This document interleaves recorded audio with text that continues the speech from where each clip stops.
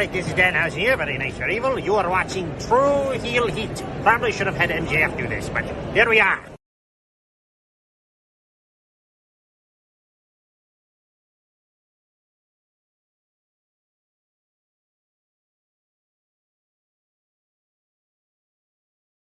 What's up, True Heel Heat? True Heel Heat. What's up? True Heel Heat.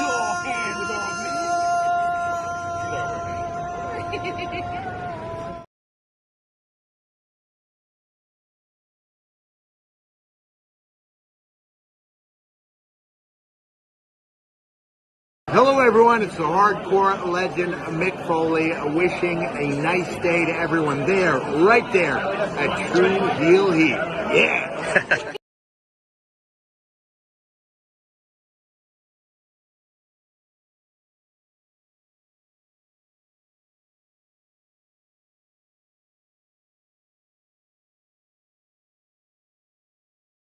Welcome to True Heel Heat, the place where we use insider terms because we think we know what the fuck we're talking about, even though we don't. My name's Maxwell Jacob Friedman, and I'm better than you, and you know it.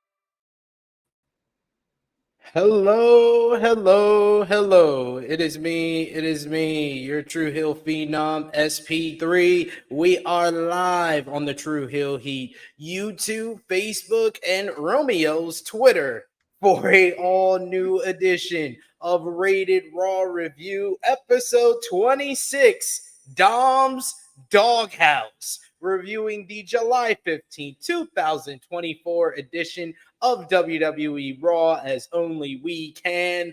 And to do that this week, I am not joined by the aforementioned Mr. Romeo Anthony Colon. He's on his bi-weekly vacation that he has been on this podcast here. So I am joined by my good brother. He joined us a couple of weeks ago right here for Rated Raw Review. He's joining me again. You can see his work streaming and talking all things professional wrestling over on the Around the Point Network. It is the good brother, Chase Oliver. How are you doing? I'm doing good, SP3. Don't worry. I'll be safe. Secret Service is going to protect me. I will not be getting shot when I do my presidential speech, whenever that is. We just need the American flag behind you. Oh, yeah. You know, you out here dodging bullets, man. You out here, you don't even get the cut on your ear. I see your ear is good. Yep, ears are early perfect. running. Oh, she's coming in early. Early running. We got an early running. Oh, she's just yelling at me. She wants her phone. All right. So, well, yes, welcome to Rated Raw Review. Appreciate Chase for filling in for Romeo this week. He had a little something he had to do. It's not a bi-weekly vacation. Don't worry. Not throwing any shade towards you, Mr. Romeo. I know he watches back, so I don't want any smoke. So we appreciate y'all for joining us live. We appreciate y'all for watching us on demand. Remember to show your appreciation back the simplest way possible is by dropping the thumbs up on this video. If you're watching us on YouTube, help out the YouTube algorithms and help other professional fans like yourself watch Rated Raw Review. Every Tuesday we are here, usually at about 1:05 p.m. Eastern time, but I got a little something cooking for the channel for tomorrow. We got another exclusive interview, which I'll talk about at the end of the podcast here, that I will be doing a little bit about an hour and a half or so. So needed to push up the time for Rated Raw Review, but we appreciate y'all for joining us. If you're watching us on Facebook, you can drop a thumbs up, a heart emoji, an angry emoji, a laughing emoji. However WWE Raw made you feel, you can let us know with those emotes. If you're watching us on Romeo's Twitter, drop the heart, retweet the video to help other professional wrestling fans like yourself find this content that we do here on the True Hill Heat YouTube channel. And most of all, if you're watching on any of those platforms, sound off in the live chat. We love to interact with all of you guys. If you're watching us on YouTube, the best way to show your support is with a super chat donation. Any dollar amount matters. It goes back to the contributors that you see on screen with us usually, and as well, it goes back to me and my kids, and I need to feed my kids. I appreciate the support, y'all. Thank you. Thank you in advance. Speaking of which, we got Negro Buck in the chat says, LOL, little dose of Harlem heat. Yeah, she didn't even do a run-in. She just screamed. She just opened the door and screamed this time. So it's all good in the hood. We got Eric Isaac who says, what's up, THH fam? Dom's in the doghouse. Sonya Studline makes a statement. Chad and the Creeds meets Bo and the Wyatt Sicks. Priest and Gunther confronts. And Braun once again destroys Sami and Ilja. He kind of gave you like the synopsis. If you want the quick review, you know? Well, what was that page in high school? Spark Notes? That was the Spark Notes right there. That's the Spark Notes. If you want to know a more abbreviated review, we do that here as well. Check out our YouTube shorts. Chris G dropped that earlier today with the Raw recap. So if you don't have, an hour or so to spend with us, you can watch 1 minute review by Chris G. So that's always pleasant to find out. We got Vala B, who says, I wasn't vibing with this Raw like the last few weeks. What's your kind of overall feeling of this Raw in comparison to the last couple of weeks or the last time you joined us here? Oh, definitely a dip down in quality. This did not feel like I'm on the road to SummerSlam. It felt like I'm on the road to Backlash, Bad Blood, one of these filler shows that they do. Like, I was like, I don't know, maybe it's because of the title matches or the matches that they have in place, but this, like, because I always joke to my friends that, like, Raw is like the mid-card mafia. It's just a bunch of mid-carders just doing a bunch of stuff, trying to become main event. There's only one main eventer on Raw. It's Rhea Ripley. Everyone else is just, like, mid-carder. And Phil, when he comes back. But, like, Drew and Seth, like, Roman, he's kind of called them number twos. He's like told them, you guys are nothing but number twos. Not on my level. So I just view him as that. But, yeah, so, like, this one just felt so... It was a weird episode. Like, I don't know. Like for me, like, I know there's some wrestling fans out there like, the matches aren't important. But the matches, you need matches to deliver too. Like, not every TV match. We are watching professional wrestling. We're not watching, like, Exactly. I do like when a professional wrestling show functions like a TV show where it's episodic and you have to keep up week to week. But it's also a professional wrestling TV show. Like, so you need the wrestling. I need at least 1-2 good TV matches on this show. This show had no good TV matches, and it had Sami Zayn versus Ilja. It had Sheamus versus Big Bronson Reed. Like, those matches should at least be good TV matches, but no, nothing. I feel you on that. We got Nicky Boy who agrees with you as well. Says, preach, Chase, preach. He also says, I really need Triple H to come up with a name for Shayna, Zoe, and Sonya because I'm already sick of people calling them Stud Patrol.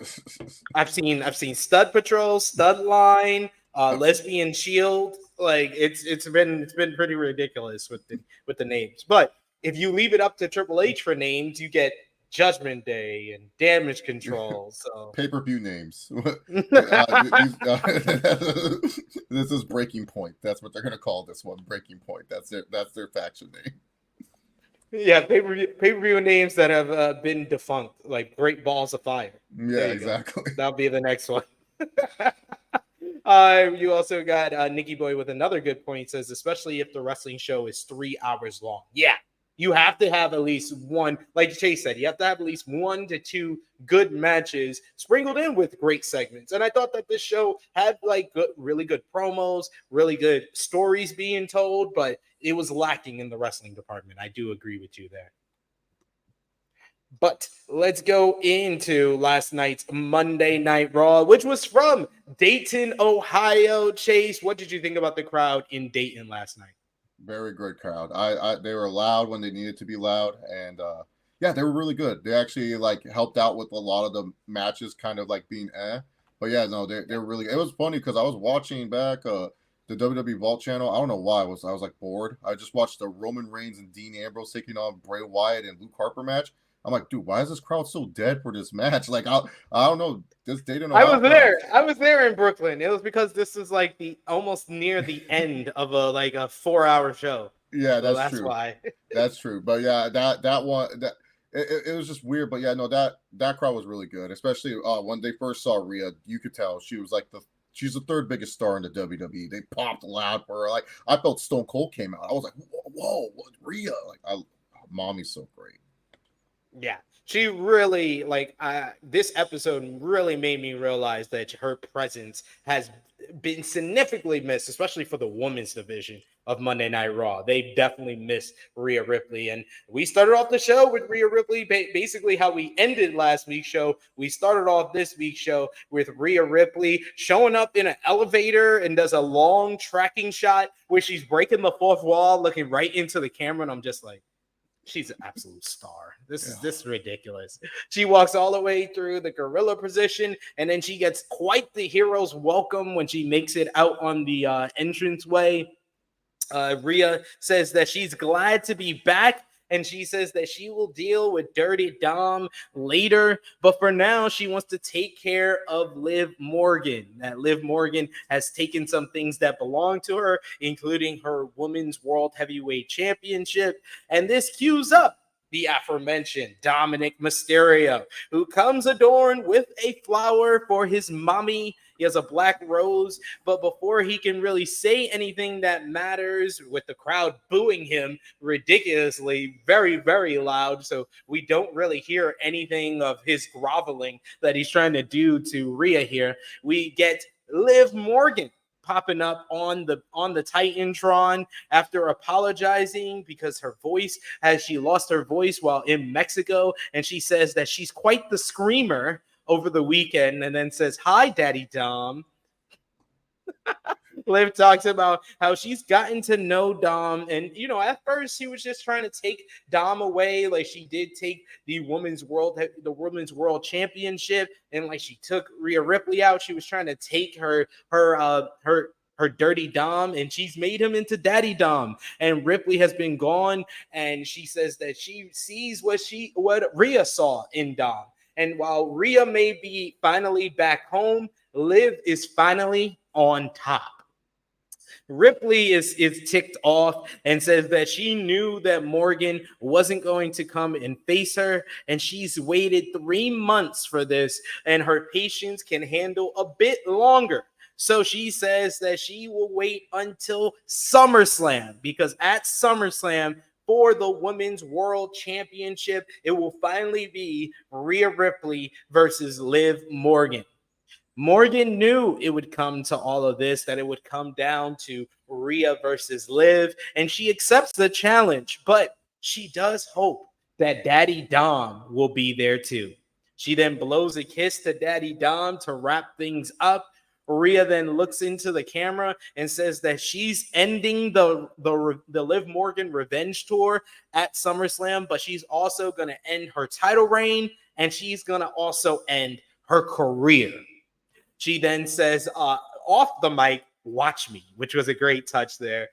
She then goes to leave. Dominik tries to sweet talk her a bit, opening the ropes for her and tries to hand her the rose, but the rose is thrown away. As usual, man, Rhea Ripley came off like one of the biggest stars in the world. Like you said, a top 3 star in WWE. But Liv Morgan has really come into her own throughout this whole storyline, and she 100%. feels like a star. And Dominik being the goofball heel who can't do anything right, and that would become the story of the night. He couldn't do anything right, couldn't say anything right to Rhea to make up for his affair that he's been having with Liv Morgan. It was a great story that started off here in the opening segment. What did you think about this opening segment here in the exchange with Rhea and Liv and the match being official for SummerSlam?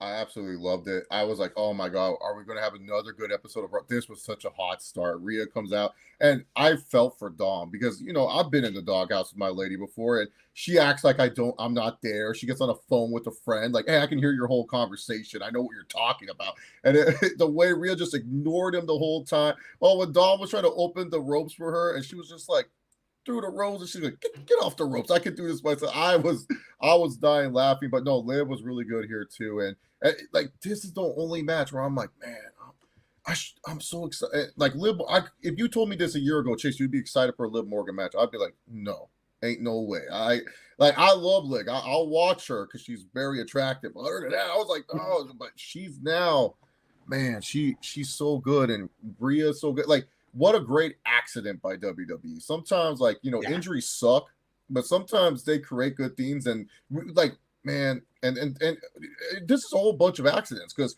who knows? Maybe Becky's still champ if she decides not to take a sabbatical or whatever she's doing to sign a contract. I think the whole reason why Becky won the Battle Royal was to put over Liv, so Liv beat somebody. I think that was always the goal. But you are 100% right that this match probably would happen at like your Backlash or like Clash at the Castle if Rhea doesn't get hurt. Like, the two of the hottest feuds going into SummerSlam are just based off injuries happening. Rhea Ripley getting injured because of Liv Morgan, Drew McIntyre injuring CM Punk in the Royal Rumble. We wouldn't have these hot programs if it wasn't for freak accidents and injuries. Yeah, Liv literally just felt like, all right, we just need someone for Rhea to beat, and then later on we'll find out who Rhea's gonna. Because I honestly don't know who was gonna beat Rhea. Maybe they would have done try to transition Nia Jax over to Raw or something. I don't know. Who knows? Triple H kept Nia on Raw. Yeah. Yeah, he has his GPS. He knows where all the roads are going. His map quest. We're just gonna find our way there. But yeah, no, I love this segment, and the match is going to be. It's not going to be anything, but it's going to be more of a story match than a good in-ring match. Like, we all know the stories with Dirty Dom and his issues with his mommy. Yes. We got Nikki Boy in the chat who says, yes, man, so glad to see her back. It was a long 3 months. He's a big Rhea Ripley fan. And yes, Nikki Boy, Dom doing his best Eddie impersonation minus the charisma. Yeah, he was basically Eddie anytime he got on China's bad side back in 2000 in this one. We got also in the chat, Nikki Boy also says, everyone knows how I feel about Liv, but I got to give her flowers. She's been doing great character work during this angle. Yeah, like I said, she's come into her own where she finally feels like a star. Like, I know there's a big, group of fans that have been big on Liv Morgan for a couple of years now, but I said before this heel turn on this show that I was like, her ceiling is much higher as a heel than it ever was as the plucky underdog babyface, and she's proven me right. So I gotta tip my cap to Liv Morgan for sure. Yeah, I rewatched that Becoming Liv Morgan documentary because that Twitter clip popped up where her and Athena's match got canceled like 30 seconds in and stuff, and I was like, wait, where is this from again? Oh, the Liv Morgan. Let me rewatch it, and then you could just see that she always had great ideas. She always had like an idea for something. It's just Vince didn't want to do anything with her. And those Liv Morgan fans back in the day, oh my God. I'll say it. They were worse than the Sasha Beehive. Like, I was like, you want to give Liv Morgan money in the big, why? Like, why did you want Liv Morgan? Like, she's cool, but why? I just didn't get it. Now it's like, she's coming to her own. She has the perfect antithesis, antithesis and Rhea Ripley. So I like it. I like that these two. I don't know in ring wise that they have chemistry, but they do have chemistry in building up a good story program. Yeah, I think they do have in-ring chemistry. That's why I disagree with Vala B, who says this Liv and Rhea feud smells of, and then the bell rings. I think that Rhea has always stepped up to the occasion, and she's always worked very well with Liv. Like, go back and watch their matches from 2022 on Monday Night Raw when Rhea first joined the Judgment Day. They were good matches. They just didn't have the time. Now you have a big build up to it. The fans are going to be invested as well, and it's a big versus little matchup with the kind of the roles reversed, where usually the bigger competitor is the heel and the smaller competitor is the babyface. But now you got Rhea, who's the babyface in this situation, and Liv, who's a heel. I think that Liv, she'll get her reps on house shows. Probably needs like a match or two on Monday Night Raw as well to further kind of develop how she works as a heel, in her new role, because I think that she's still getting accustomed to being the heel. She was a heel previously, I believe, with the Riot Squad when they first came up, but that was years ago, and she was much greener back then than she is now. Yeah, she didn't really do much. She just kind of had a blue tongue. I was just like, what is it? What does she do with her tongue all the time? Why is it blue? There you go. Post break, we get Dominik, who comes to try to calm Rhea down, but she just throws a bunch of flowers at him that he left for her in the locker room. Damian Priest then comes in to ask if everything's okay with Dom, and he isn't sure what's going on. So that was the little follow-up, but there would be much more follow-up with Dom and Priest and Ripley throughout the night. There would be a lot of Judgment Day on this show for sure. But we go to the opening contest as we had Sheamus going one-on-one with Bronson Reed. This was a follow-up from last week. They had a little confrontation backstage. They start with some brawling with Reed, knocking him up against the ropes. Sheamus fights back, but he gets knocked to the floor. He gets thrown over the announce table and then gives the 10 beats of the Bowery across the announce table. Then he has a little bit of fun with Pat McAfee. We come back from commercial break, and Sheamus is hitting a white noise on the very large Bronson Reed. That was quite impressive. I was like, Sheamus is a beast. But he charges right into Reed, who hits a big power bomb. Reed tries to go for a freaking Bam Bam Bigelow-esque moonsault, but Sheamus is able to move, and he follows up with a running knee, not the bro kick, to pick up the victory here. Sheamus picking up the win in 8.5 minutes. We only saw about 4 minutes of this matchup, so as usual, we didn't get enough of it with the commercial in between, but what we saw was two meaty men slapping meat when we did get the 4 minutes that we saw. Post-match was interesting, though, as you had Reed, who gets up, he goes after Sheamus, and he's immediately hit with a big kick by Pete Dunne. Sheamus then goes to greet Pete Dunne or thank him for having his back, but Pete Dunne exits out of the ring. Sheamus turns around to continue celebrating, and then Pete Dunne attacks him from behind. I was like, well, that escalated quickly. Pete Dunne lays out, decks him in the back of the head. Then he leaves Sheamus lying for Bronson Reed to finally get his attack. So it was like, this doesn't make much sense to me, because you stopped him from attacking him before, but then you set him up for a further attack from Bronson Reed. So that was weird. It felt like a heel turn for heel's sake, but then Bronson Reed hits the tsunami here. I just wish that, this was a case of, I wish Triple H would go with what he does with every other story and just slow it down. Tell the story a little bit slower. Like we jumped from point A all the way to C with this story that just started last week. That's where the GPS took us, SP3. It took us to this episode of Raw for the heel turn. Come on, man. You know this. He has the GPS going. Yeah, the heel turn was really weird. And then, I immediately said, don't give me hope. Don't tell me you're going to try. I know Triple H likes Pete Dunne. Vince never did. So I know he wants to do something with him. But I'm all like, man, what was this? Like, he stops Bronson Reed. And then I just thought, again, he's going to look at Sheamus, walk away or something like that. But, yeah, I thought it was definitely super duper weird. I was just like, okay, fine. I just hope this doesn't lead to my worst nightmare of, like, Pete Dunne and Bronson Reed being a throw-together tag team, because we don't have nothing for you. We don't have nothing for you, Pete. Tyler Bates out. we definitely don't have anything for you, Big Bronson Reed. We clearly show we have zero anything for you. You're just there to make everyone look like, oh man, they can lift you up. Like that's your whole gimmick at this point. So that's my biggest fear, because the tag team division is super duper thin, and it's just like, oh man, like I don't know, but sure, if it leads to a Sheamus Pete Dunne on the go home show match on Raw, that should be good. But yeah, the heel turn was just too fast. Too fast of a heel turn. This could have been done on the go-home show, the SummerSlam of Raw, and then later on the SummerSlam after Raw, we get Pete Dunne versus Sheamus in a match. That'd be fun. This like match that we only saw 4 minutes of was like bookend by two bad decisions, because the bad decision at the beginning of the match was, why did they take away Sheamus' signature theme song to give him some more generic crap? He was all like, oi, fella, I ain't coming out to that Death Level live on TV.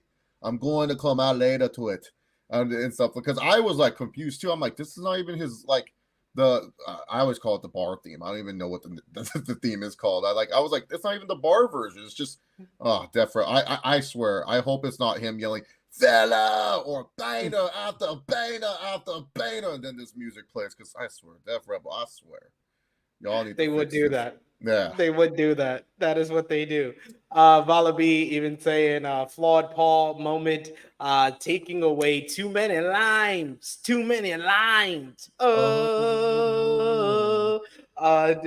Dion Jenkins saying common Death Rebel L. Yes, seems like every week we get a common Death Rebel L. Vala B saying really didn't care for this turn because they didn't build it. It was like very weird. That's why you didn't care for it, because they didn't make you care. Big Man Does saying, I don't think the crowd knows who Pete Dunne is, judging by the crowd reaction. Does anyone care about this guy? No. That's an easy question. No, they don't. He's a fan favorite for us. No one, but the regular fans, they just go, oh, who is this guy? Who is him? Who is he? Where did I see him from? New Catch Republic? Oh yeah. Or sure. Butch? Butch, yeah. Michael Cole's favorite gimmick. He loved that gimmick. He was putting it over there. He like that War Games match. He would not shut up about the joint manipulation. I'm like, God damn, calm down. Nicky Boy saying a good point, saying I think we can have quite a few bangers between Sheamus and Pete Dunne. I'm all for the Bruiserweight returning, but I just wish that they would have built to it. Because a lot of people don't remember this Brawling Brutes stuff. Like, let's just be real. Brawling Brutes, like, even Roman didn't want to feud with Sheamus one-on-one. He's like, just throw him inside the War Games. I ain't feuding with this guy again. Like, this guy almost ruined my career when I was feuding with this guy. Like, stop. I'm not doing this again. Big Man Dog says, we want Butch. No, we don't. No, we don't, sir. My friend stopped watching wrestling because of Butch. He loved Pete Dunne. That was his favorite. Dude, we went to War Games. This guy's the most calmest person I met. He was screaming, Bruiserweight.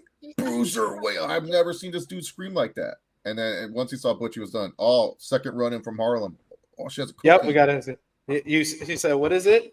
Your gingerbread. It's a gingerbread cookie? He's sad. Okay. Oh, Thank you. Like the one in Shrek?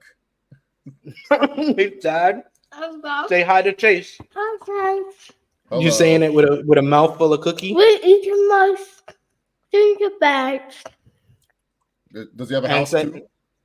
I eat my gingerbread. And tell the people to super chat. Super shop. For a gingerbread cookie. A gingerbread cookie. Come on, people. You heard her. You heard her. If you want a gingerbread cookie, it's good. It's good. It's actually good. Very rare that my daughter comes in here with something that is edible. If you remember Chase sending us a super chat donation just for me to drink what I think, my missus told me it was milk and pineapple juice. Oh, that's what it was. That's what it was. It sounds like it would destroy my stomach automatically. I think so. We got Vala B saying, hey, ginger snap. There you go. There you have it. But next up, we go backstage once again for what you're going to hear a lot from me today, a Judgment Day segment. As we see Damian Priest welcoming Rhea Ripley back to the team and is glad that everything seems to be okay.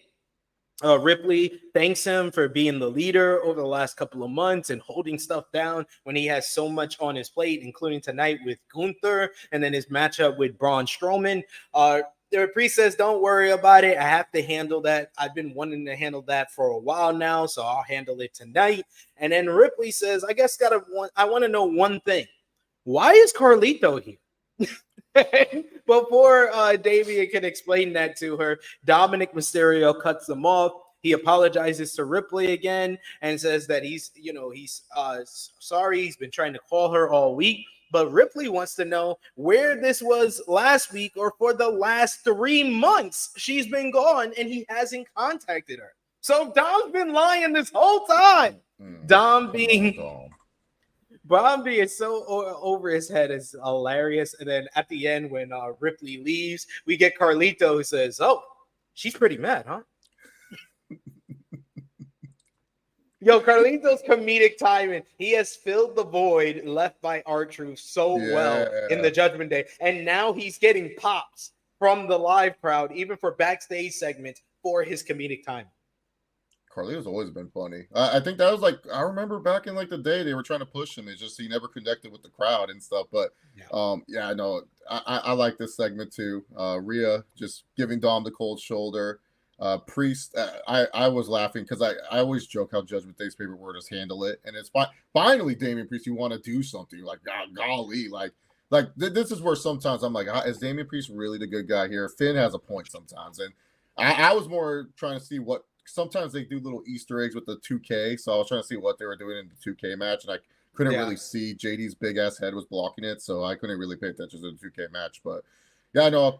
Good backstage segment. I love the Judgment Day stuff. You know, it's like it's going to be a damn shame when Triple H ruins it in like 2 months. It's going to be a damn shame. It's all coming to an end. It's all coming to an end pretty soon here. We got Vala B who says every other segment is a Judgment Day segment on this episode for sure. Nikki Boy saying no matter what happens with Judgment Day, I just hope they never split up the Terra twins. Love their brother sister dynamic. Yeah, that was very much brother sister dynamic with them chopping it up backstage. That was nice. It was a nice and pleasant reaction to them because I remember when Ripley was last year. They did have they were jockeying for a position on who was the real leader of Judgment Day. So it was nice to see them just being friendly with one another. Yeah, and they both have to be baby faces now, so they have to act nicer to each other. They can't be mean to each other no more. We also got Nikki Boy saying, love that she was ripping the petals off the rose as she was yelling at him. Good takedown. Yeah, he loves me not. He loves me. He loves me not. I mean, it was tearing off all the black parts of the rose that they spray painted, and it was exposing that it's really just the red rose that they spray painted.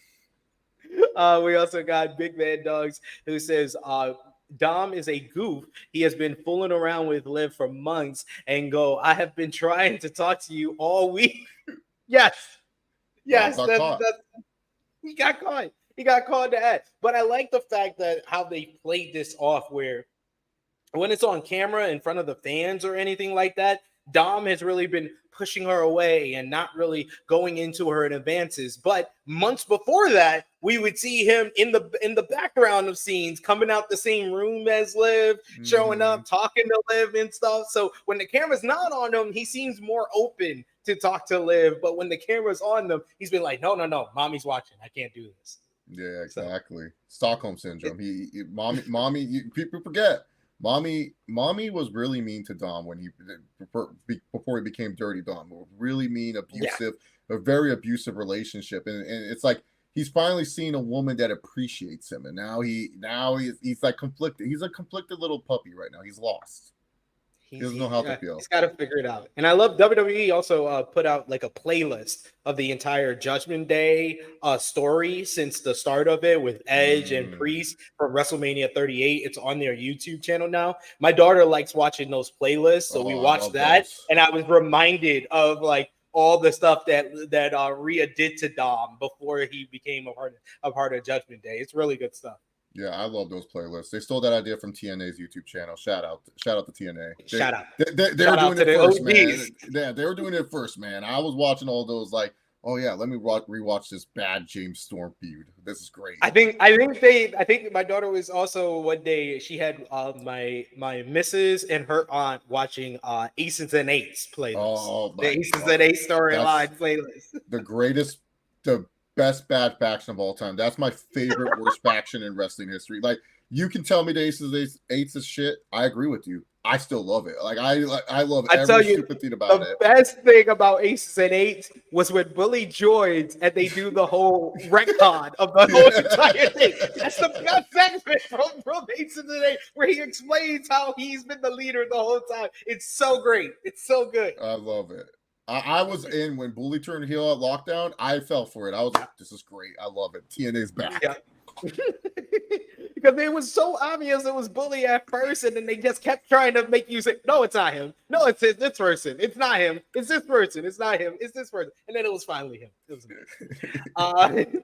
We see Ilja Dragunov. He pulls up on the Intercontinental Champion Sami Zayn in the back and says that he doesn't want a title shot in exchange for helping him last week, and he didn't do that to basically get the title shot. But Zayn says he's giving Dragunov the title shot, and he asks for this because he earned it. He says that Dragunov reminds him of himself. He sees him when he's getting all red. He's got bruises and scars all over him. His hair's all wild. That is what it is like when you are in the fight. And he appreciates that about Dragunov, and he wants him to bring it against him tonight. And Dragunov responds that he better bring it to him tonight as well. So, like this little babyface little interaction here. That was good stuff. Any thoughts? I love that Ilja is just like, I don't deserve this. I love it. Ilja is such a noble. He's like the pure soul of WWE. He is so. He's one of my favorites, dude. I love this guy. Like, I'm so glad the pandemic happened because I fell into the NXT UK rabbit hole. There was nothing to watch, nothing to do. Yeah. So I watched NXT UK and I'm like, how come no one told me about this guy? This guy's amazing. I was like, oh, love this guy. My favorite in-ring worker wrestler in the WWE right now, hands down. I think the first time I saw him is when he returned to WXW, because I've been shooting in the Gunther gym for a while. Like, Gunther is my guy. And I discovered him because he made a comeback to WXW against Gunther back in like 2018, had to be 2018, 2017. And I was immediately like, okay, who is this guy? This guy, I like this guy. I don't know what's going on here, but I like it. And I was all in on Ilja after that. And then me and my missus, we watched the first Gunther and when he was Walter and Dragunov matchup in the pandemic. That's still the best empty arena match of all time. Oh my God, it's phenomenal. I was just like, oh my God, because didn't Walter, he had a great match with like Tyler Bate beforehand. I was like, nothing's gonna top this. Yeah. Tyler Bate and Walter, this is great. And then this Dragunov guy, I'm like, what? Oh my God. Beautiful. That's unreal. Speaking of which, Gunther had another video package here where he talks about how all these wrestlers came to the WWE because they always dreamed of becoming a professional wrestler. But he came to bring prestige to this sport. That is why he signed with WWE. That is why he started off on NXT UK, bringing prestige to the NXT UK Championship. He then got called up to the main roster after running through NXT UK and NXT. He went to SmackDown and he became the Intercontinental Champion, and he brought prestige to that championship, becoming the longest reigning and greatest champion of all time. And now he's brought prestige to the King of the Ring after losing his championship at WrestleMania. And now he has something else he needs to bring prestige to, and that's the World Heavyweight Championship coming up at SummerSlam. Man, Gunther's promos are fantastic, and this was another one. Crazy. This dude, couldn't he not speak English for like the longest time? Like this is like, oh my. He comes off as like that freaking, like the UFC champions that I hate, those narcissistic champions, like that just like they'll never defend a belt. They always say, oh, if I face this guy, I'm gonna destroy him in the first round. Oh my God. I love when he said, these people come for dreams. I don't dream. Dreams are foolish. I was like, oh my God. I was like, what? I'm like, oh my. And you know what the thing is? I don't even feel like someone wrote that down for him to say. I feel like that's what he would say. I'm like, dude, this guy really means this type of shit, man. Like, this is I love this. I love this video package. Show this on the Peacock, not the other Gunther one with the like that takes like 20 years to show. Like, oh my god. Absolutely. I want to see this during the commercials for SummerSlam. They better show this a couple of different times. I'm watching on WWE Network, so maybe I'll get the video package with this. Yeah, this is like when Brock. What did Brock say that he wanted to do with Cena? Leave him in his own blood, piss, and vomit. That was like Gunther with this one right here. Like people, I could not believe it's the people who dream. That's just useless. Like, why would you dream? I don't dream. That's useless. I'm like, wow. This is so good by Gunther here. Next up, we go backstage earlier today with Zelina Vega, who talks about that she was in the middle of the love triangle, but when that love triangle is over with Dom, Rhea, and Liv, she wants the women's title shot that she deserved because she would be champion right now if it wasn't for Dirty Dom. She doesn't have any love loss with Liv, and definitely doesn't have any love lost with Rhea, so she wants back at the championship once it's all done between them. Sonya Deville and Shayna Baszler and Zoe Stark interrupt with Deville saying the line starts behind her and behind them. Vega says, "Sorry, I couldn't hear anything past your forehead." I was like, oh shit. I was like, that was so New York. I was like, the New York just came and just leaped out of Zelina Vega with that line. That was a nice little comeback. Zelina says that she's going to handle her tonight, and this is how the match was set for later on right now. It was Zelina Vega going one-on-one with Sonya Deville, but this shit went like 50 seconds. It went 1 minute and 2 seconds according to my notes, but it felt like 30 seconds. Zoe Stark and Shayna Baszler were at ringside for Sonya. We start fast with Vega sending her into the ropes, hitting an early 619. But then behind the referee's back, Baszler gets a cheap shot. She stomps on the arm of Zelina Vega, which leads to Sonya Deville hitting a reverse DDT. The Deville's Advocate is the name of the finisher. Okay. Sonya gets the win. Shayna and Zoe join in for a post-match beatdown, but it's Katana Chance, Kaden Carter, and Lyra Valkyria who come out to make the save as the new trio bails before their tag team match later on in the night against the Party Girls. Any thoughts on the promo before the match or the match itself with Zelina and Sonya here? I love that Zelina has these great sceners. She's been really good with the sceners as of late. She even had some good ones on Liv like a couple weeks ago. The only comment I have is that I hate that she comes out to the Viva La Raza and the theme song, because it's like when Natty comes out to the Bret Hart theme. I'm like, oh, Bret's here. I'm like, oh, it's just Natty.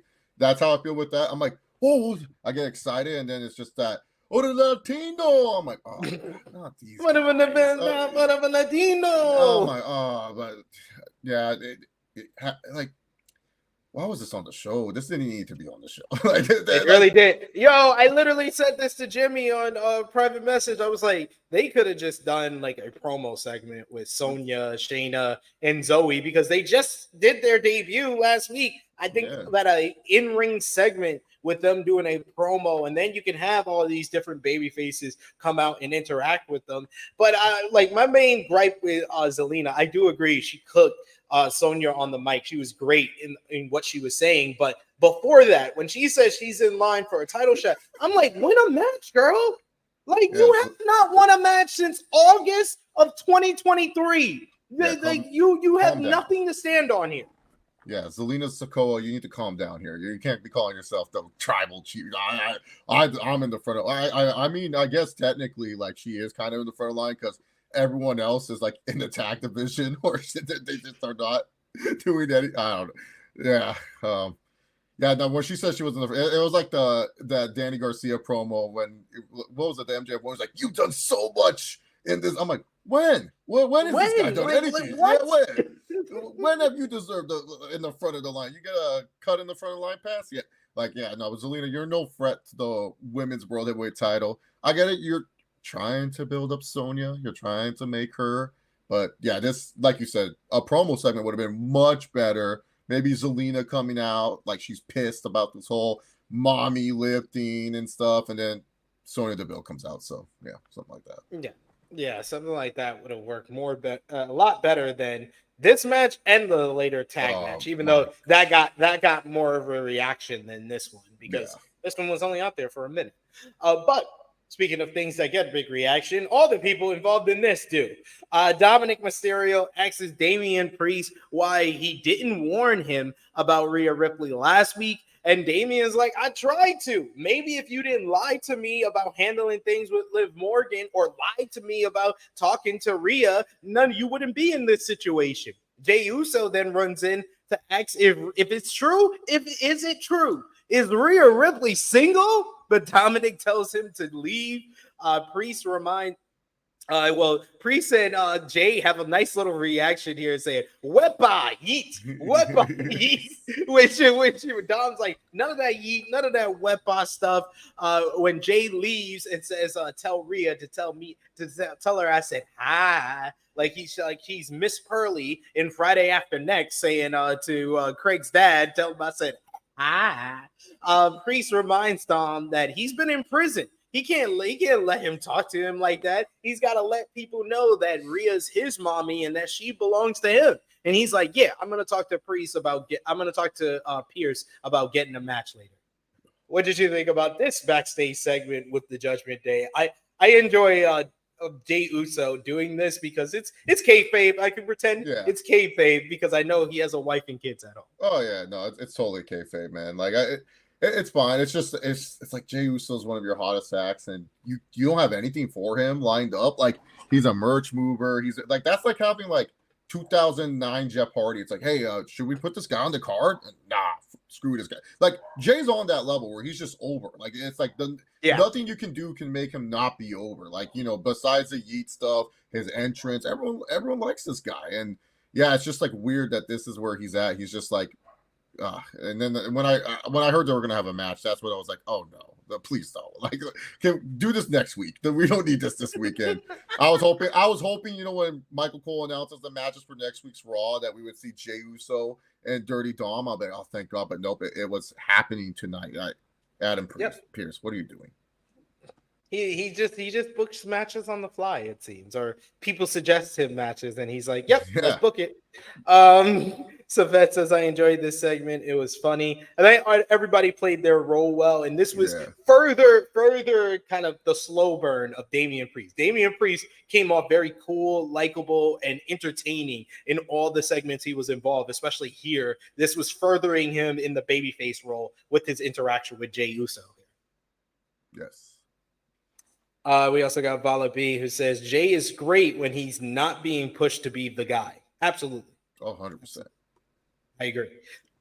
Then we go backstage to Chad Gable, who interrupts Adam Pearce, who's talking to referees about his meeting with Drew McIntyre. And he asks him about the Wyatt Sicks situation. And he says that I have a huge announcement. I figured it out. Bo Dallas is Uncle Howdy. Yo, his delivery of this the entire night was hilarious. I was like, he is a 1980s jock who thinks he's way smarter than he really is. He's so great at it. Pierce says that Dallas is actually here tonight, so Gable can call him out if he wants to. And Gable says, well, he has to do everything himself, so he'll do it by himself again. And he walks away. Yo. Gable was on the money throughout this show, and his interaction here, it was like, I got some news for you. Bo Dallas. Like, what? Like, have you not been watching the show, Gable? What's been going on? It's like, you just got here? Did you just figure this out? Really? So he's like trying to ask the details. Hey, what you and Bo talk about? Please let me know. Like, give me the details. The scoop. I'm like, what?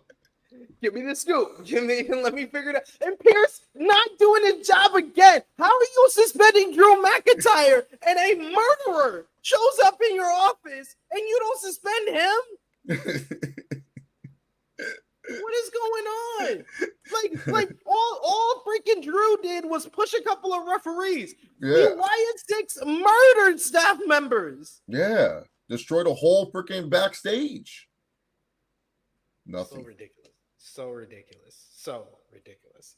But the Judgment Day here as Damian Priest, the World Heavyweight Champion, is out for his face-to-face with his SummerSlam opponent, Gunther. He talks about Gunther gets on the mic when he comes out after Priest calls him out, and he talks about how Priest is still carrying the show on his back. Priest is still carrying out his childhood dream of being the World Heavyweight Champion. But Gunther has an official assessment of his reign as World Heavyweight Champion, and it's very simple, though. Priest is not living up to the hype, and his reign is nothing. He's spitting here. He's willing to save Priest the embarrassment, so he says, just hand him the title now. I was like, Gunther, you are a savage. Priest wishes that it was SummerSlam so he could hit him in the face right now. Priest was living on the streets when Gunther was having everything handed to him in Europe. If Gunther is here for a paycheck, WWE doesn't need him. Gunther responds and says, yeah, you do. He says he appreciates. Your eyes are gone. Okay. We got another run-in. What? Okay. You're trying to hide my eyes? Yeah. Okay. I gotta read though. I need my eyes. Okay. Close the eyes. Say hi to everybody. Hi, everybody. Say super chat. Super chat. Super chat. And like, share, and subscribe. Let's subscribe. All right. You want to give me a few minutes, and then you can make another run-in?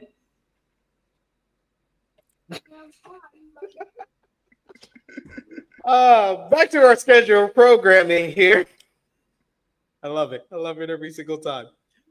Bree says that he was living on the street when Gunther was having everything handed to him in Europe. And if Gunther is here for a paycheck, WWE doesn't need him.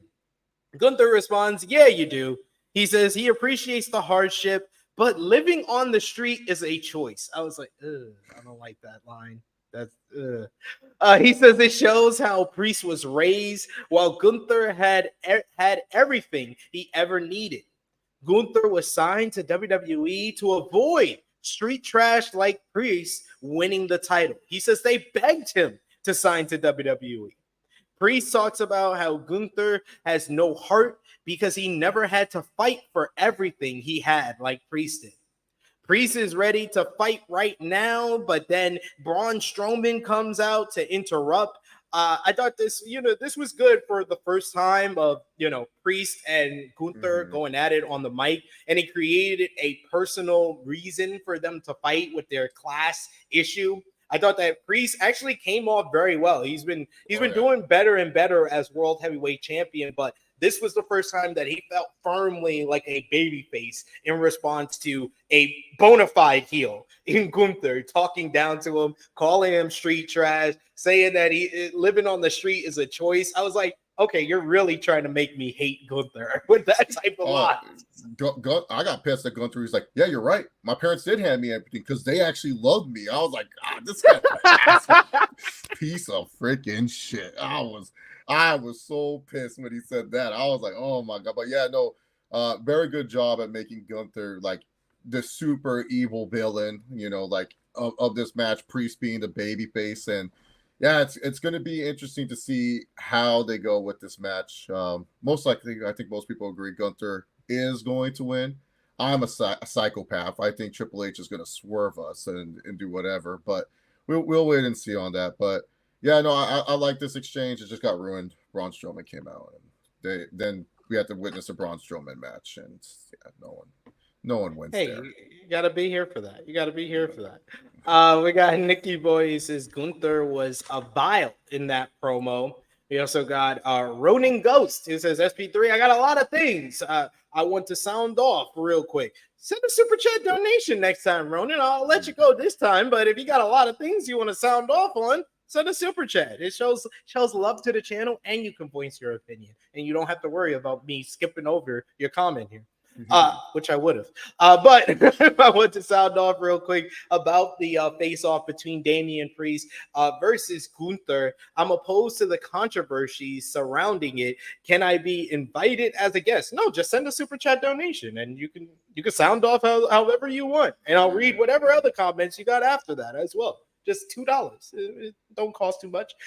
We also got Big Man Dogs, who says, if Punk is the dumbest smart guy, does that make Chad the smartest dumb guy? Yeah.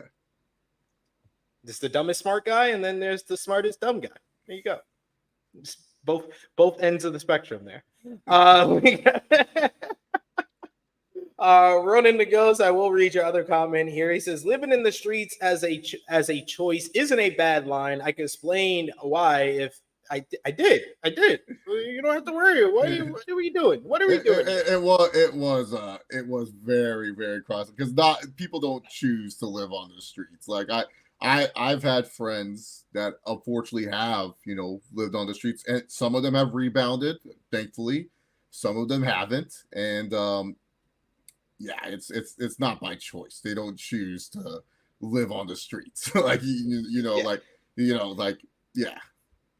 I got why he said it, because he's a heel and he's getting heat because it's a lie, because he's saying it's a choice, but then he's also saying, you fought your way to it, but you're still beneath me, even though you're the world heavyweight champion. He's never won the world heavyweight title in WWE. So it's a lie. It's a lie that Gunther is saying, and he's using what Priest said against him. So I understand the reason why. It just was like, made me feel away, which probably was the goal. It was the goal to make me feel a certain way about it, and they accomplished their goal.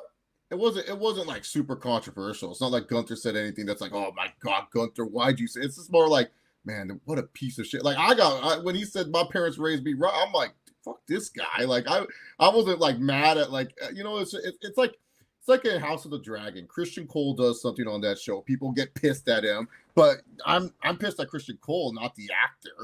Like I'm pissed. Exactly. Christian Cole did this. Like sorry for anyone who hasn't watched it. When he goes, "Where were you when the kid died?" It's like, "Where were you? You're the head of the freaking guard." And you,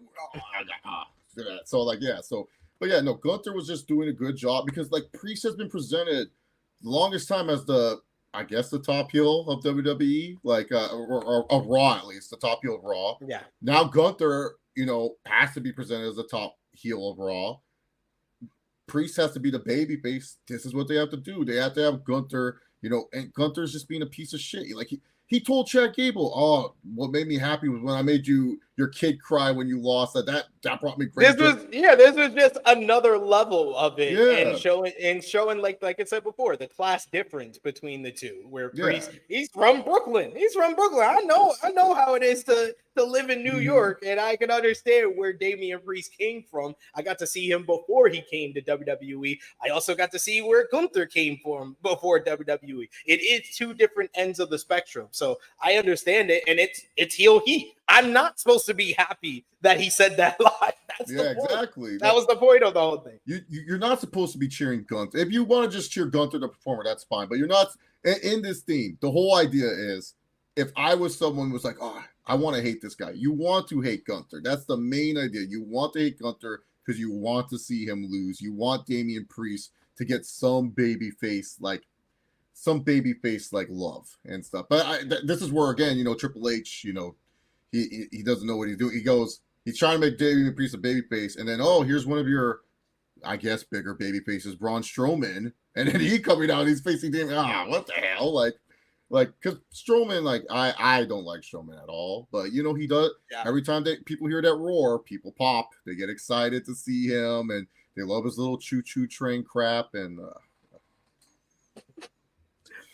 before we got to the next matchup with Priest and Braun, we had Adam Pearce telling Jey Uso that his match is on with Dominik Mysterio. Then Braun Breaker interrupted to ask why he isn't getting an Intercontinental title shot, which Pearce was like, "You lost that Money in the Bank." He was like, "Well, I'm just gonna go in there and I'm gonna destroy both guys." And Pearce said he had an idea that he was gonna do that, and he has no idea why this has anything to do with him. So he basically tells him to leave the building. He's about to have security escort him, but Braun's like, I know where the exit is at, but he still has security follow him out. And I was like, you 100% telegraphed that Braun's coming back and he's going to interfere in this main event. All right. Is Braun going to be suspended now? Because he probably beat up those security guards. Like, I don't know. Kind of crazy. He didn't listen to Pierce. He should be suspended. I mean, right?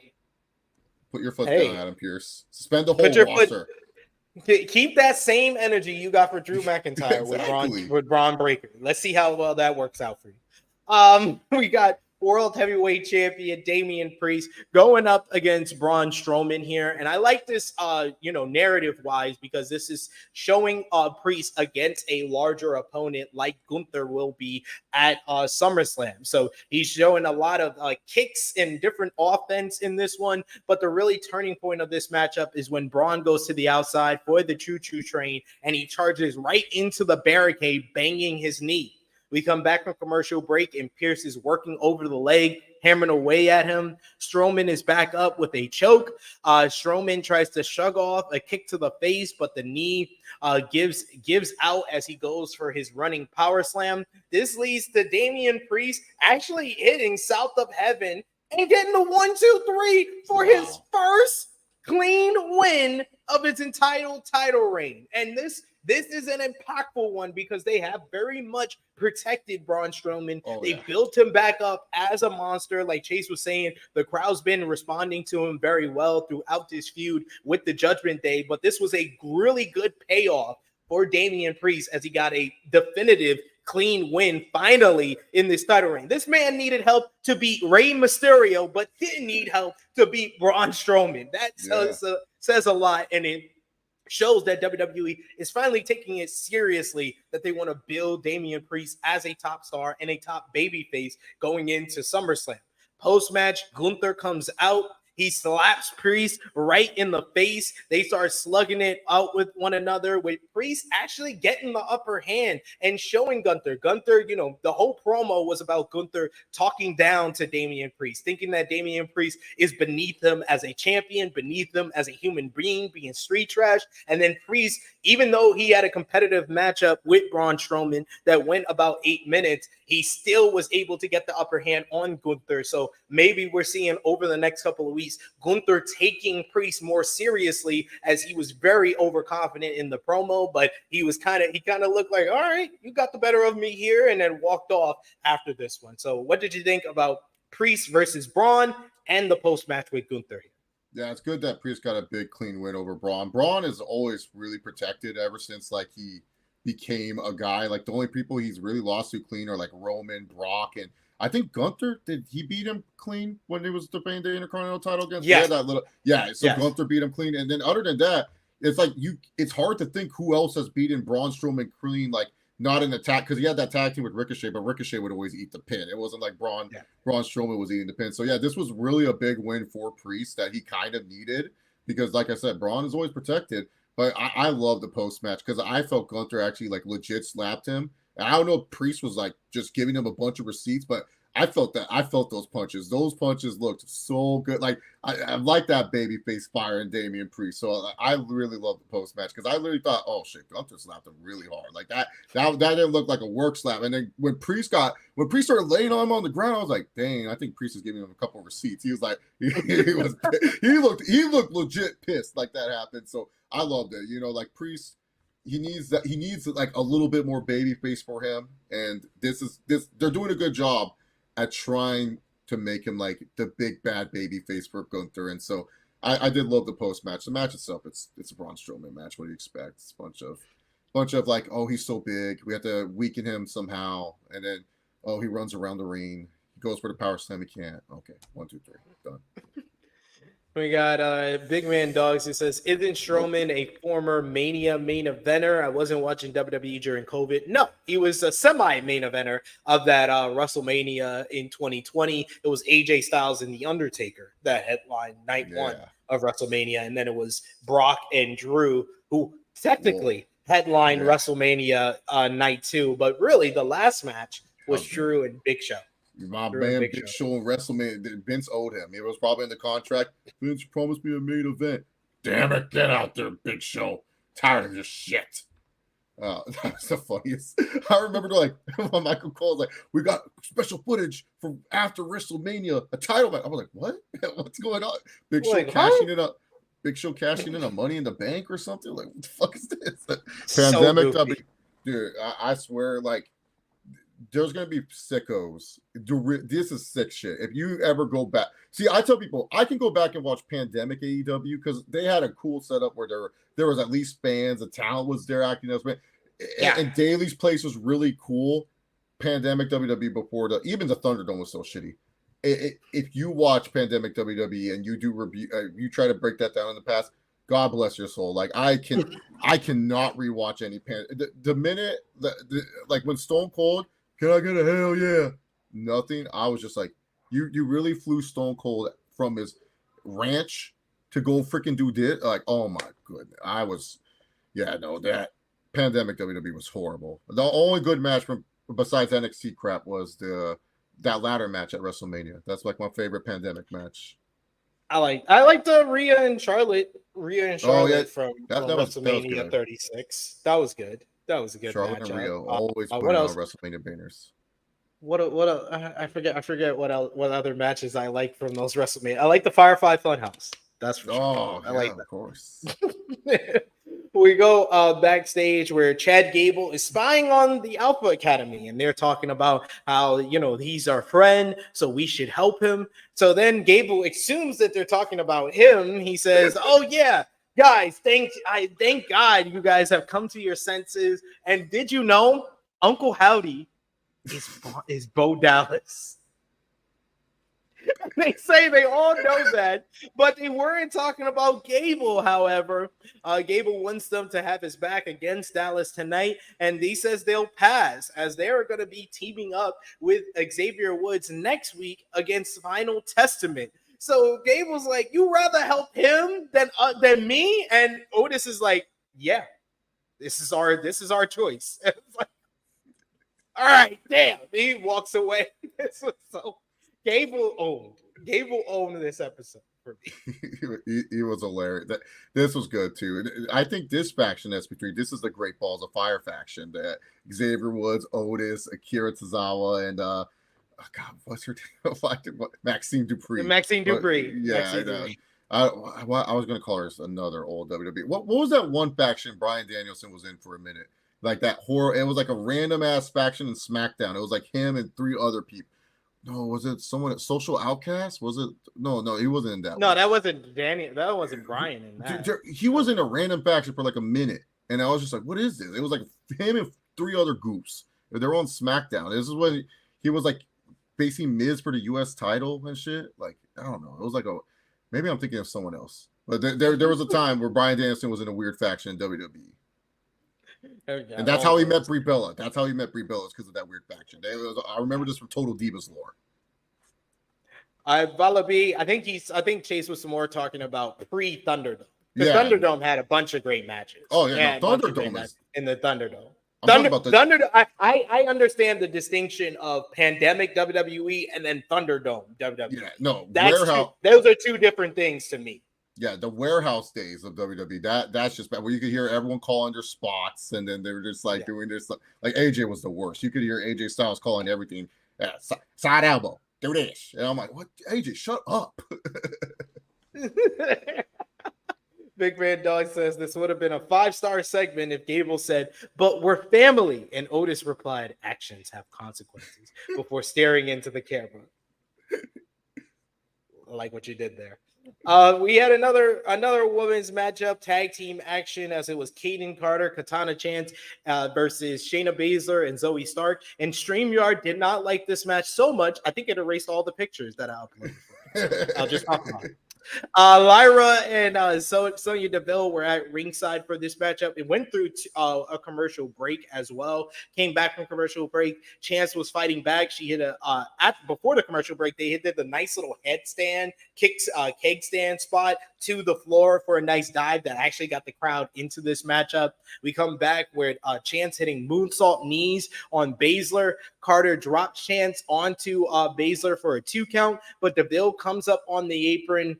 This leads to Valkyria cutting her off, but the distraction lets Chance get launched into Baszler's knee for their new little finisher, which is like the alley-oop into the knee for the win, as Shayna Baszler and Zoe Stark pick up the victory in just under 10 minutes here. It was a good finish, but I mean, we only saw like 5-6 minutes of the matchup, so could not really care. You have to know the behind the scenes of Twister, the new movie that's coming out in theaters. that was way more important than the in-ring action. There you have it. But I want them to give me a reason to care about Shayna Baszler, Zoe Stark, and Sonya Deville. Explain to us what was the deciding factor, because we saw weeks upon weeks. They did a little segment with them when Sonya first came back. Then we saw weeks upon weeks of them talking to each other behind different segments backstage. I want to know what's going on here. Why did they finally decide to team up with Sonya? Is Sonya the leader? Is what's their mission? Like, I need to know these things.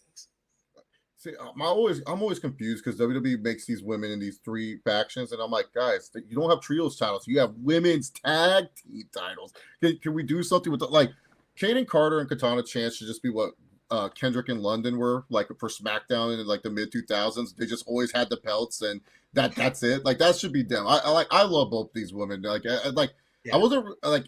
NXT, I was just like, oh, I don't think this gimmick's like they made this shitty 2.0 gimmick somehow work, and slowly but surely they're getting somewhat of the crowd to react when they come out and they do the smoke thing. But yeah, like I love Kaden Carter. I'm just like, man, I can't wait till she gets her singles chance. I don't know if she'll be great or good. I want to see if she can be good, because like I think she has the look, she has somewhat of the in-ring ability. I think there's potential there. I'm buying in on the Kaden Carter stock. If I fail on this, don't worry, I'll keep it. I'm still holding on to some Wheeler Yuta stock. One day it's gonna rise again, and I'm gonna be like, I told you guys, this guy was great. You guys, do you remember when he was bleeding in the ring with John Moxley? Come on, guys. Spelled BCC on his chest. Yeah, I'm big on Katana Chance because she came from really the Ninja Warrior kind of stuff, and she's very athletic. Like you said, they make a good team because they always get a good reaction once they start wrestling. They don't really usually get a reaction for their entrance, but once they start wrestling and they're doing the high flying, doing the double team moves, they do get a reaction. So I do have faith in them, but it just doesn't seem like WWE has the same faith. Nope. Yes. And there you go. Big Man Dog says, I remember the Apple. Yeah, it was Jenkins. Him, Santino, Big Show, and someone else. No, Dion Jenkins posted the comment. Mark Henry. It was Mark Henry. I was like, man, dude, my man Bryan Danielson really in the mud right now. He teaming up with Matt Sydal. Oh my god, like, oh, I could not believe what I like, man. Pre Yes Movement Daniel Bryan, or pre Team Hell No Bryan Danielson, what you want to call him? Like, holy shit, those were dark times, man. It was darkness before the dawn. Yeah. We got next up, we see Dominik Mysterio. He comes up to Rhea Ripley after Ripley talks to Finn Balor and JD McDonough, who says, yeah, we understand, we won the tag team titles because of Liv, but we were just doing what we had to do. And Rhea says, no, that's totally fine. She just, as long as they got the tag team titles back, Priest has his title. I'm just trying to get mine back now. And then Dom wants to talk. He says that he has gotten a match with Jey Uso over what he said about his mommy. And Ripley says, are you stupid? Why are you trying to start a fight with Jey Uso? Dominik says that he's just trying to prove that she's his mommy and that she belongs to him. And everyone knows he just screwed up because the whole Judgment Day, we see Finn, JD, and Carlito all turn around and just like, oh, damn, man. Ripley just looks at him like, excuse me? And then pushes him aside and walks away. And then Carlito, once again, with perfect comedic time, and he's like, dude, not cool. And that got a huge pop from the live crowd. That was great. What did you think about this backstage segment? I liked it. Like, man, Carlito. I'm glad Carlito's found something. Like, he comes out just wearing gym clothes, and he just does funny shit every once in a while, and it's working. It's much better than whatever he was supposed to do in the Rey Mysterio Vortex. Who knows? But I enjoyed it. Like I love Dom. Dom's playing this so well, and then Carlito with the timing, and then Rhea. She's just trying to figure out why Finn and she wants to know where Finn and JD are at. Like Finn and JD are like little suspect too. They're not innocent in this whole situation. I really felt like it was more like JD and Finn like being like, we don't want no smoke with Mom. We just did what we had to do, and she was like, nah. I'm not taking into that. Liv helped us, whatever. Yeah, they're not bonding over Liv like Dom is. Like Dom folded in front of Liv. Like Mommy saw what she saw in Ottawa. Come on, she was there. This is true. But then we get one of the hyped up segments of the night. Drew McIntyre, who is rather happy after being suspended for only 1 week. He is here to meet up with Raw General Manager Adam Pearce. And they both want the matchup with CM Punk to happen. The fans want it to happen. While Punk is off working to get cleared, McIntyre needs to do his part. And McIntyre says he's willing to do anything. He says that not only do I want it, but it doesn't matter what I want. It doesn't matter what Punk wants. It doesn't matter what Pearce wants. It's what the fans want, what the WWE Universe wants. And they're cheering. They all want the matchup. And Pearce says, okay, well, I will take you off suspension and you can have your match with CM Punk if you do one thing for me. He brings some referees into the ring and he says that McIntyre needs to apologize to the referees he pushed down during the post-show of Money in the Bank. McIntyre, I think thinks about it, and then he says no. But Pearce basically threatens him with no match. He says he won't have his match against CM Punk. So Drew takes a long look at them. And once again, he says no. Why would he apologize after everything these damn referees have done to him? He says these are the same referees that allowed him to get screwed at WrestleMania. They allowed him to get screwed in front of his people in Scotland. You got referees working with Punk, giving him their t-shirt. He says all he wants is Punk's head on a spike. So Pearce says McIntyre is still suspended.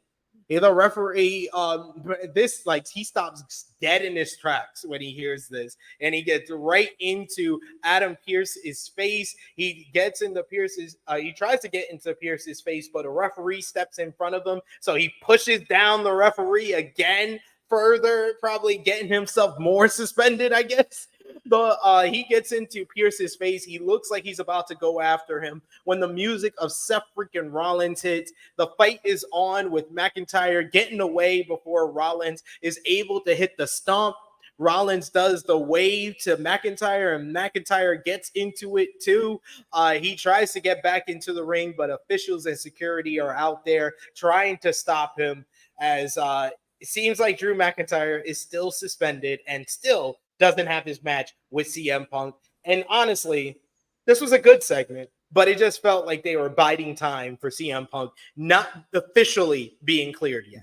Because just give us the match that we all want. And why is Adam Pearce so fucking bad at his job? You're just trying to show off your power. You could have done this backstage. You didn't need to do this in the ring. You're trying to embarrass Drew McIntyre. You're trying to put your power over Drew McIntyre. Like, Drew McIntyre has been the babyface in this entire situation to me since Clash at the Castle, and they have done nothing to revert me from that. I feel like he is the victim here. He's always the one getting fined. Now he's suspended, but he doesn't suspend CM Punk. CM Punk got involved at WrestleMania and screwed him over. CM Punk basically feigned as a referee in Scotland. He got involved in a world title match at Money in the Bank. All he was fined $15,000. This is bullshit. Yeah, I know. Yeah, no, I'm with you on that because, to be honest, I'm wondering, is Drew could probably sue Adam Pearce because he resuspended Drew, and then Seth Rollins goes and kicks his ass. And it's like, hey, Seth, you kind of attacked a non-WWE wrestler here. Drew McIntyre is suspended. You attacked a non-WWE wrestler. Like, what's going on here? Yeah, like, I love Drew just snapping because he has no reason to apologize to the referees, to Adam Pearce. Like, there's way worse stuff happening on Raw than what Drew McIntyre. Braun Breaker's whole gimmick is the unpredictable badass. He's ruining every match known to mankind, Braun Breaker, and stuff. Braun Strowman does the same shit. He ruins all these other matches. The freaking Uncle Howdy and the Wyatt Sicks are killing people, frightening people with tapes, knocking out your security guards. Like, why is it that Drew is the one being punished here? And it's like, and this is for sure, like, they do not, like, I'm pretty sure Punk, I'm sure he is trying his hardest. He's one of those guys that tries really hard in rehab and stuff. I mean, we know how sick Punk is. Like, Punk literally got like a surgery. Vince called him, "Hey, are you ready to go wrestle a match with Ryback?" And then Punk was like, "Oh, do I have to? I'll owe you one." And Punk, being the good soldier he is, said, "I'll do it for you, Vince. I'll go wrestle Ryback for you." Like, Punk will work through injury. It's just, I'm pretty sure that I said this to Steve when we were talking about this. I said, I don't think there will be. I think a match will be announced, but I don't think it's a match. I think it's just a brawl it out segment at SummerSlam. I don't think Punk's cleared. I don't think he's ready to go inside of a. I think Punk's okay to go around and do the Stone Cold beatdowns and the Bubba Ray beatdowns, but not the actual taking a bump on that tricep. Maybe sell a Claymore at most, but yeah, I don't think he's cleared. Like, triceps are very tricky. I like triceps, like, especially because he suffered. I know it's in a different arm, but like, he suffered that bad one in AEW. Now here, suffered again. Like, I think he's not cleared, and I think they're just trying their best to enhance the story. And like, I don't know, like Seth being in this now, it's like, please don't do a triple threat. That'd be the stupidest thing ever. Please don't. It seems like more and more weeks are passing, and I'm thinking they're doing a triple threat to also protect Punk, because Punk's not officially cleared. Yeah, like Punk will get the fake doctor's note. "Oh, I can go, trust me, but I can't do this, and this. All right, Seth and Drew, you wrestle. Punk, we'll throw you through the barricade or something, and then you can come in and steal the win with the GTS. There you go. Pretty much. The ultimate finesser, CM Punk. Getting those paydays, yo. Yeah. All right. Now it was time for, even though I love the Liv, Dom, and Rhea stuff, this was the best part of the show. Oh, yeah. We get a recap of the Wyatt Sicks invading the Pat McAfee show by hacking the feed and delivering another box with another Play Me VHS tape. And McAfee apparently gave the VHS tape to the truck, and they were able to run it without any wait before, saying this. So we see said tape, and it has Rowan. Eric Rowan is here, and he cuts the best promo of his entire career. He's sitting down here, and he's being asked how he's been. He says the last few years have been very hard because he used to have a family, and they were unstoppable. They always had each other's backs, but then the whole world changed, and he lost a brother. The one person who believed in him more than anyone else.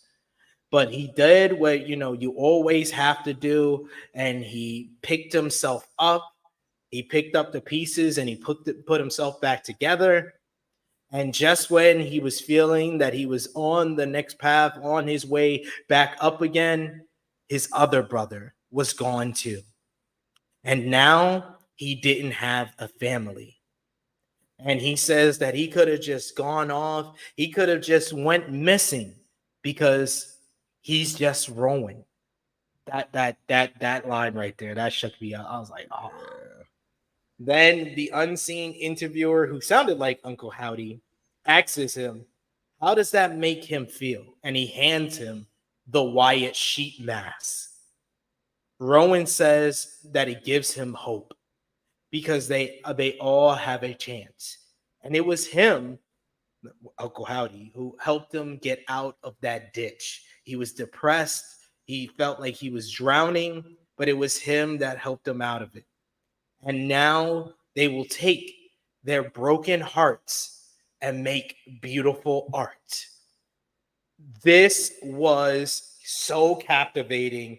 This was the best one yet for me. And I loved the Bo Dallas ones, but Rowan, man, he's always been like the third guy in the Wyatt family. So this added a lot. Like this, him talking about his real feelings, his real emotions, losing Brody Lee, losing Bray Wyatt, he's kind of feeling like the third guy in the Wyatt family. Like, oh, if I went missing, who would miss me? I'm just Rowan. That's that one line. I was like, yo, this nigga spitting.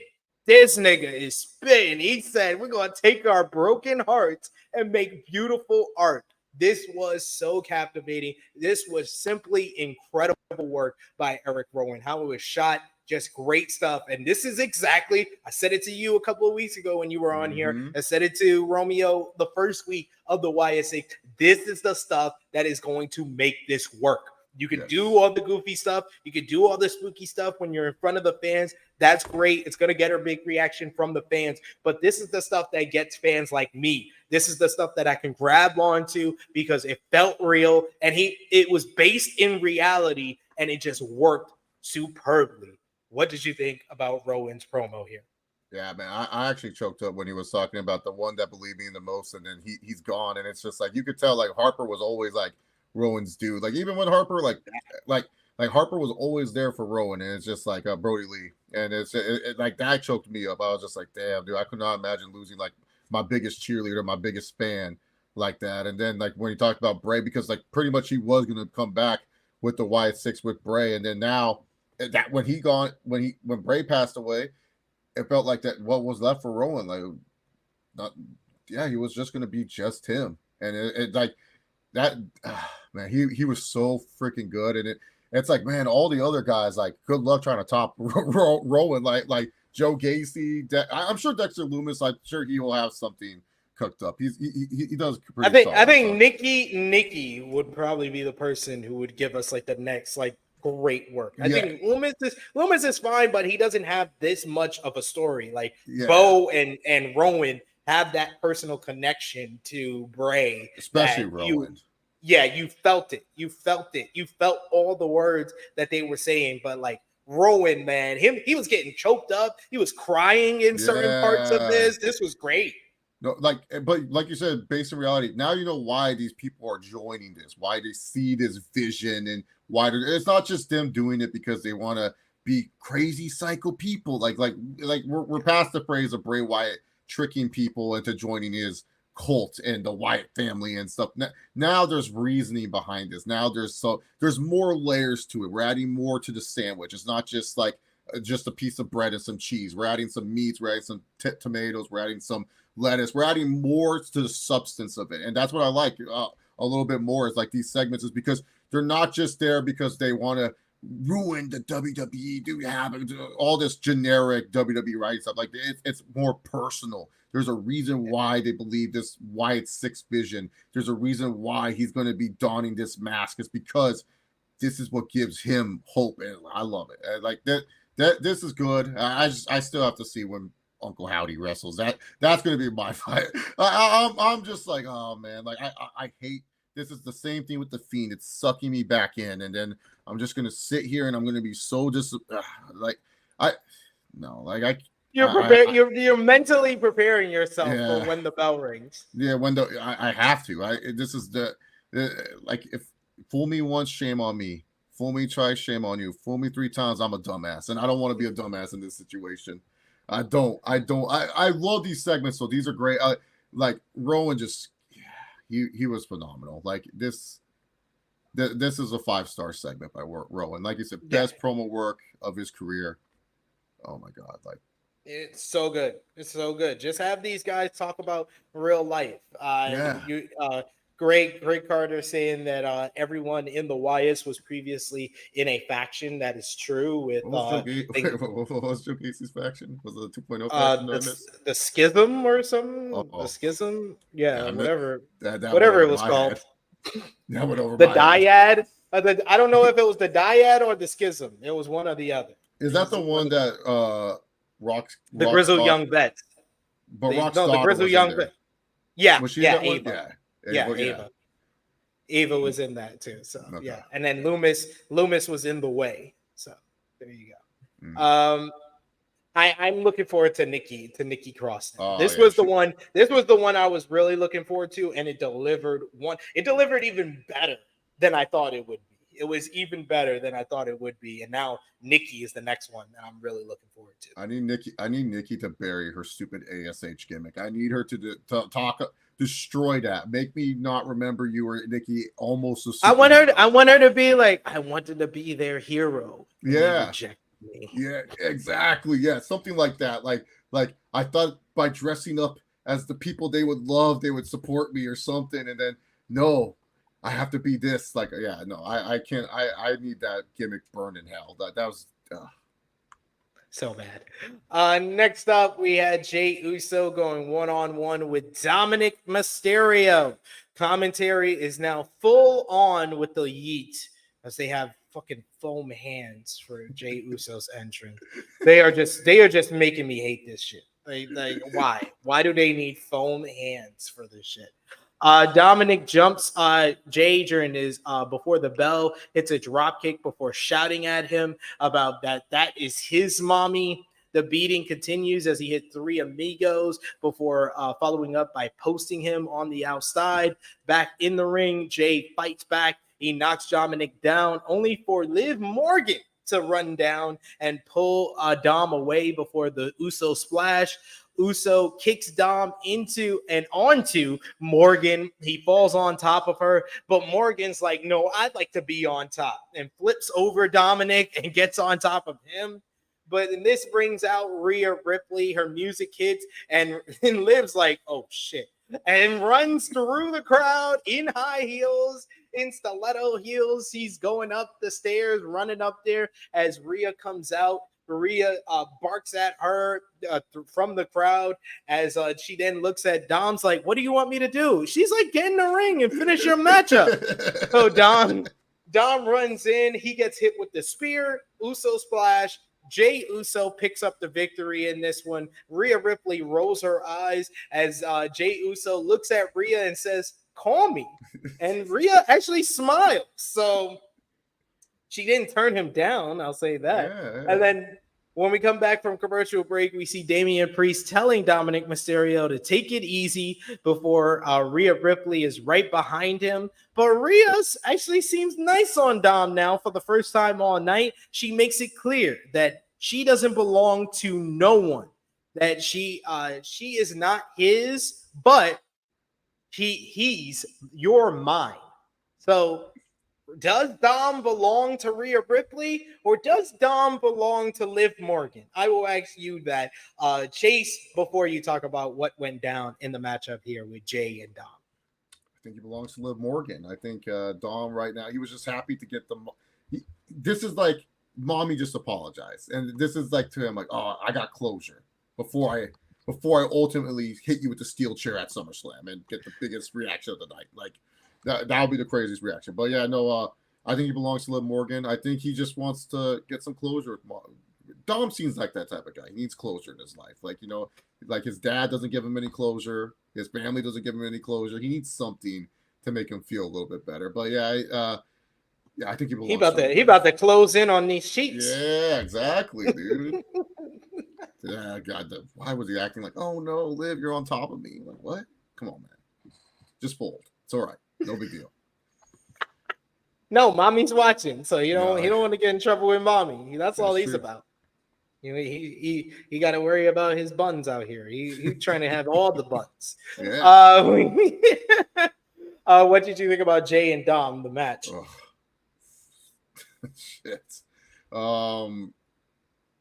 Like I'm being like Jey. I don't know. We need to get Jey Uso a moveset. We need to tell Jey to go to the Performance Center and work on, like, can you hit like a Falcon Arrow or something? Or what? He doesn't do a Samoan drop anymore. What happened? He used to do that all the time. He doesn't do anything else but the super kick, the shitty spear, the Uso splash. What happened to his moveset? I know this guy can do a Samoa drop. Well, do something else. Like, I need him to go to the Performance Center, work with someone to build like a moveset in the middle, because I don't expect this from Dom. Dom, he can still, like, you know, just do the parody Eddie Guerrero stuff, the I hate my dad moves. That's fine. Yeah. Jey Uso, you need to, like, I don't know. He just pisses me off now. Like, I love Jey, but he's just like, I love that he's over. Like, Roman Reigns did his part, got this tag team wrestler. Like instead of asking which one is you, they know who you are. Like, good job, Roman. My tribal chief. I can't wait till you come back. But other than that, it's just like, oh god, like this match was just such a hard watch. I was just like, I'm like, what are y'all doing out here? Why is this a match? Like, who Triple H? You know, Dom doing this shitty ass Three Amigos where he never knows what way to go. You go to your left. You don't go the same way as the opponent. You go the opposite way to make it seem smooth. Yeah, my one friend, he always defends it. He goes, "Oh, well, that's him being here." Like, he was doing this as a babyface. He was fucking up the Three Amigos as a babyface. This is just him. It's like me when sometimes when I play certain video games, I'm used to certain buttons. It's like me hitting the wrong button when I'm playing Madden, and I'm like, "Oh no, I threw it to the wrong receiver." And stuff. That's what Dom is. It's like in his head, he thinks he has to go this way, and he's like, "Oh, whoops, I gotta go that way." It's so frustrating. It's just like this. Oh my god, this match was just. It's a shame too because Jey Uso's over. This is why it pisses me off because this guy is mad over, and it's just like, this is all he can bring to the table. Like, this is it. Like, there's no way possible. Like, and to think SP3, we could probably get the worst match of the year of Tonga Loa versus Jey Uso at some point this year. Some point this year, it's going to happen. When they do this bloodline shit, it's going to happen. There has to be. God help us all. Watch that be the match to decide like when they go to War Games, who gets the advantage. It's going to be main event Jey Uso. Tonga Loa and main event Jey Uso. There you have it. There we go. If it happens, you guys owe me one. We got Chad Gable coming out to the ring to reveal that, guys, I don't know if you've heard this, but oh no, Uncle Howdy is in fact Bo Dallas. Only he could figure this out, but he says he wants Bo Dallas to come out to the ring, and out comes Bo. It's just Bo, no Wyatt Sicks, no Uncle Howdy garment, but he is immediately jumped from behind by the Creed brothers. They jump him in the aisle. All three beat him up inside the ring, but Dallas is just laughing the entire time as the Creeds have finally aligned with Chad Gable after months upon months of them teasing this. They're beating them down. They hit some double team moves, but Dallas just keeps on laughing. We get Gable hitting one heck of a German suplex, but Dallas is still just laughing at them. And he's even saying that, yeah. Dallas is laughing in the corner when Gable says, "What's so funny?" Then he says, "There you are." And then the lights go out. The crowd went crazy for the lights going out. And we get the doom, doom, doom, doom. I love that this is their theme song. They're not even gonna play the whole song. But yo, this shot here, you just saw the light from the entranceway, and then it was like a portal. How all the members of the Wyatt, first it was Nikki, and then all three members just pop up. It's like they came out of a fucking portal. This shot was amazing by WWE. Gotta hand it to them as we see Abby the Witch, Nikki Cross, Huskus the Pig, Joe Gacy, Mercy the Buzzard, Dexter Loomis, and Ramblin' Rabbit Eric Rowan come out, make their first entrance in real time in-ring segment in WWE since their debut a month ago. They come out as Chad Gable and the Creeds are standing off. And these guys look like straight up 80s villains. 80s villains together. Like, oh man, that silk shirt for Julius Creed had me buzzing. I was like, yeah, this man had the clothes to turn heel. The Wyatt Sicks get on the apron, which leads to Chad Gable bailing. The Creed brothers stay a little bit longer and look like they're going to face off with the Wyatt Sicks before they join Gable and bail out of the ring.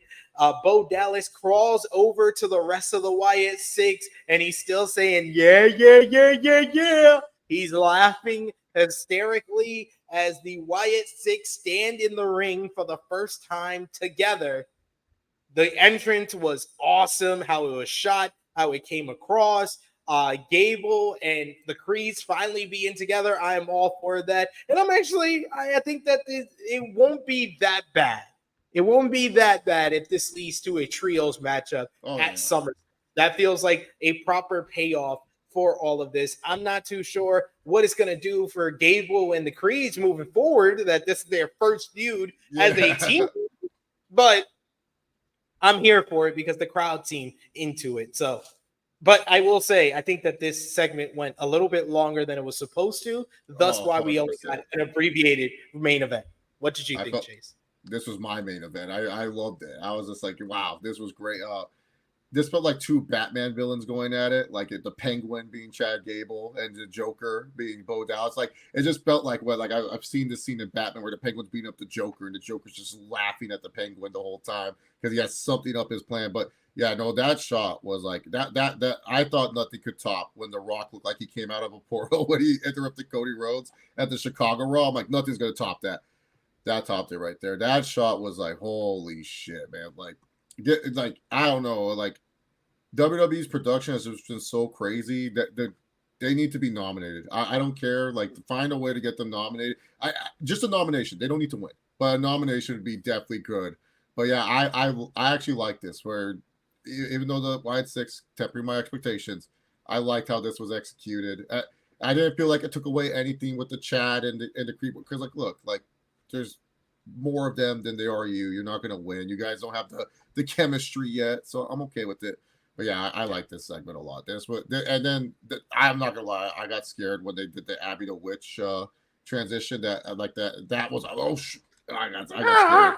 Yeah, but yeah, no, a trios match definitely the right move to do here. I mean, Joe Gacy, like he could go. I like Joe Gacy. Like I like he's not like my favorite, but like I haven't seen a match where I'm like I hate that match. Like I'll be like that's fun. Yeah, Joe Gacy's good for that. Bo Dallas, like. I liked it when he was at NXT, like Bo Dallas. So I know he can kind of wrestle. It's just that third member, like Eric Rowan's always been hit or miss for me, and yeah, Dexter Lumis in the ring. I mean, I think Rowan could fill that third spot because he's good. He's good in the trios matches where he doesn't have to be like the focal point. Yeah, just do the bicycle kick. Exactly. We got Dion Jenkins who says, I thought this segment felt flat. Maybe it was the crowd. The crowd responded big to the Wyatt Sicks, but they did not respond well. They were kind of silent for the beatdown on Bo Dallas. Yeah. I will say that. Like, do they not show what's happening on the screen anymore or something? Like, where people can look up? Because, like, straight up, like, I think that's the one flaw of this new Raw setup is, like, I think people, because, like, I know when I go with some people, I'm like, why are you guys looking at the screen? The action's in the ring. They're looking at the screen all the time. So I think it may be they're not showing what's happening on the screen because like maybe you couldn't tell that Bo Dallas was laughing if you're there live. Maybe you just thought he was like spazzing out on the ring. I don't know. You're like, oh, that's taking me out of it. We got Pablo who says the biggest question of the show is why the Intercontinental Championship match was the main event instead of Damien's match. Makes no sense. You literally answered your question with the question. It's an Intercontinental Championship matchup, and Damian Priest, it was just a non-title matchup with Braun Strowman, and it worked. It worked nicely to do that. The Gunther and Damian Priest segment in the middle of the show that transitioned right into his matchup instead of waiting for the main event. The Intercontinental Championship match was a main event matchup because it's the Intercontinental Championship. Gunther main evented how many shows as Intercontinental Champion? Anytime Sami has defended the Intercontinental title on Raw, it's been a main event like him and Chad Gable in Montreal. So it made sense. I just don't know if it made sense to only give them less than 10 minutes of TV time. Yeah, no, you can't. Especially if it's Sami versus Ilja, come on, you got to give them 15 at least. Like, what are we doing? Like, what this one? Like 8 minutes? Like, no, can't do that. Yeah, that was a crime against me, who likes good wrestling. Speaking of which, we had the Intercontinental Championship main event next. Sami Zayn defending against Ilja Dragunov. They started off with some good grappling to start until Dragunov sent him outside, where Zayn was able to hit an Arabian moonsault to the outside. We come back from commercial break, and we see Dragunov hitting the Constantine special, leaving both men down. Dragunov tries it again, but Sami's able to reverse it into a blue thunder bomb. Dragunov's charge into the corner is caught into an exploder suplex, but the haluva kick is cut off with a big boot by Dragunov. Dragunov tries to go for the H-bomb, but Zayn is able to get his foot up, blocking it with a big boot. Dragunov knocks him to the floor, where he does hit the H-bomb off the apron. That looked nasty. He follows up with a big top rope missile drop kick to the side of the head, almost a coast to coast. Then he tries to follow up with a big backsplash off the top rope, but Zayn moves out the way. He hits a big running boot that sends Dragunov to the outside. At this point, we see Braun Breaker show up at the entranceway. He just slowly walks out, and then he says, "Zoom, let me put on the jets." He flies around the ring. He hits a big spear to Dragunov, nearly taking him out of his shoes like he did Zayn last week. Zayn fights off Breaker for a bit, but in the ring, Breaker's able to hit a big spear, and he stands tall over both men to close the show. The first time we've seen Braun Breaker close the show as the dominant force he's been for the past few months, and I think that this should set up a triple threat match for the Intercontinental Championship at SummerSlam of Zayn, Dragunov, and Breaker. I like Breaker looking strong here, but I don't like the DQ finish in the main event and the fact we only saw 7 minutes of this main event, which was good, but it could have been better. Yeah, this felt like they were like sprinting. They were like, okay, let's just do the hits. We gotta get through this. I don't know Raw, why can't Raw afford an overrun? Like, can they tell the episode of Modern Family that's going on or whatever? Surviving New Zealand. Oh, hey, sorry, we just need 10 minutes because we want to have a good match and a good post-match. Like, Dragunov losing to Sami does nothing to hurt him. And then Braun coming out afterwards, spearing both of them, would have been just as fine. Like, the one thing that's always impressive with Braun Breaker for me is that, like, he does this in Jordans. Like, I've tried to run in my Jordans. And the fact he runs in that speed in those Jordans, like, it's not like they're the most comfortable shoes. They don't have, like, the most comfort. And he zooms in those things and it always hits the spear. But, yeah, I don't know. I just felt like empty after watching that. And then when Braun said, like, it was cool, Braun said saw, and then I was like, that's it. And then then it just felt like a weird cliffhanger. And then that TV show that USA keeps promoting was going on. Like, I don't have food for this next challenge. Like, stop, USA, stop with these horrible reality shows. Like, Survivor and Amazing Race mixed together, that doesn't work. Stop it. Just buy out Amazing Race and just do that. Like, if you want to do this. Exactly. But yeah, the DQ finish, especially for, like, you know, for a match like this, like, it feels like that's like the thing with Braun Breaker now. It always ends in a DQ. It's just like, you know, like, whether he's in the match or he's involved in the match, it's gonna end in a DQ. Yeah. So, like, yeah, it was fun. It was probably the best match of the night. Sadly, it was. Yeah, ironically enough, it was. It was for me. It was probably the best match, but it was just like, it just felt like such a sprint, and it was just like, man, like, Sami and Ilja, you know they can go, and that's what I like when they do have title matches. It's normally the title match tends to deliver for the most part. Like, even that tag team match with a couple weeks back, where the Judgment Day got the belts back, that was at least a good main event. Like, that's what I look for. Like, hey, look, give me one good match in the middle of your 3-hour show and a good main event, and I'll say, you know what, the segments did well. Sure, we got a bunch of other filler, but everything else hit. Thumbs up episode, but instead, probably not a thumbs up episode. I think it was still a thumbs up, but we'll get into that very shortly here. Sound off in the live chat. Last call for super chat donations. Come on, guys. We've gone nearly 2 hours. No super chats. Where's Will Chisholm? Where is Chuck Berry's? Because y'all slacking on the Mackin without them. So let's show some love with a super chat donation before we sign things off here. But let us know your match of the night, your MVP, your LVP. Thumbs up, thumbs down, thumbs in the middle. And out of 10, what did you give the show? For me and Chase, let's put our thumbs in the middle for the July 15, 2024 edition of WWE Raw in 3, 2, 1. Thumbs up for me. I think I guilted Chase into giving it a thumbs up. The segments, it's not a high thumbs up. It's like a 6.5 out of 10 thumbs up. You know, like one of those. I give it a 7.5. I'll give it a 7.5 out of 10. I think it would have been an 8. I might give it a 7. I'm going to give it a 7.5 because I really enjoy the stories. I enjoy the Rhea, Dom, and Liv. I enjoy the Wyatt Sicks with the Rowan promo and the interaction with Gable and the Creeds. Gable and the Creeds being together, period. I'm happy with that. The promo exchange with Priest and Gunther. The stories are there. We just need more wrestling to make this an 8 out of 10 show.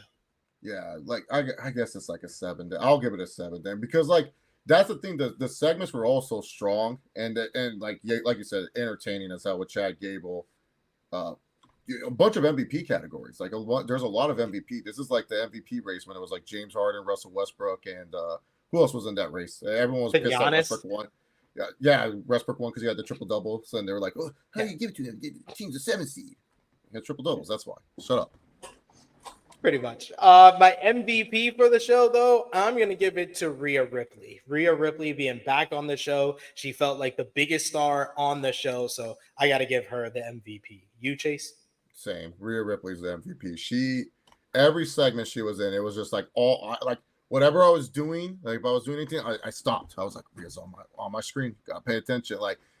It's hard for me because us wrestling fans, most of us have ADD or something like that.